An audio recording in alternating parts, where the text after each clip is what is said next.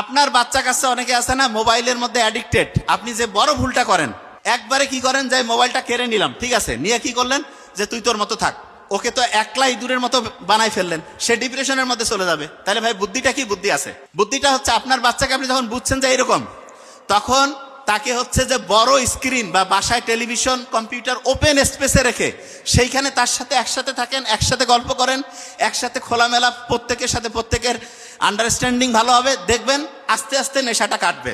একটা জিনিস বলি, মাথায় ঢুকবে প্রত্যেকের, এই যে বর্তমান সময়ে খাওয়া দাওয়া নিয়ে কিন্তু অত সমস্যা নাই, যত হাই সোসাইটিতে আপনি যাবেন তত বড় সমস্যা হচ্ছে মেন্টাল প্রবলেম, সাইকোলজিক্যাল প্রবলেম।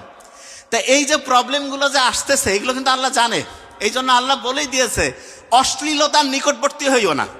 অশ্লীলতার নিকটবর্তী হইও না মানেটা কি? মানে হচ্ছে যেখানে সামান্যতম অশ্লীলতার সুযোগ আছে কাছাকাছি যাইও না, গেলে শয়তান তোমাকে ওই জালের মধ্যে ঢুকাই ফেলবে। এক্সাম্পল দিই তাহলে বুঝতে পারবেন। আপনি এই মহাকাশ আছে না, এইখানে এমন কিছু মনে করেন যে নক্ষত্রের মতো, আমি বুঝার জন্য বলতেছি, এমন কিছু শক্তিশালী জিনিস আছে। আচ্ছা, এটা মহাকাশের চেয়ে সহজ এক্সাম্পল দিই। ধরেন যে নদীতে পানি চলতেছে না, অনেকে কয় না পানির পাকের মধ্যে যদি পড়ে যায় একদম টেনে নিবে। নদীর যে স্রোতের মধ্যে যে পাক থাকে, বলে না যে ভাই খুব পানি আছে, পানিতে পাক আছে, সেখানে যা গেলে দেখা যাবে পানির মধ্যে যে ঘূর্ণন চলতেছে সেইখানে একজনকে একদম ডুবাই নিবে। তখন আমরা কি করি যে ওর কাছাকাছি যাওয়া যাবে না। ঠিক তেমনি করে আপনি যদি সামান্যতম অশ্লীলতার কাছাকাছি যান, ওইটা হচ্ছে একটা শয়তানের পাক, সেইখানে আপনাকে ডুবাই নিয়ে আস্তে আস্তে সে ধ্বংস করে, তারপরে ওইখান থেকে আপনি শেষ হয়ে যাবেন।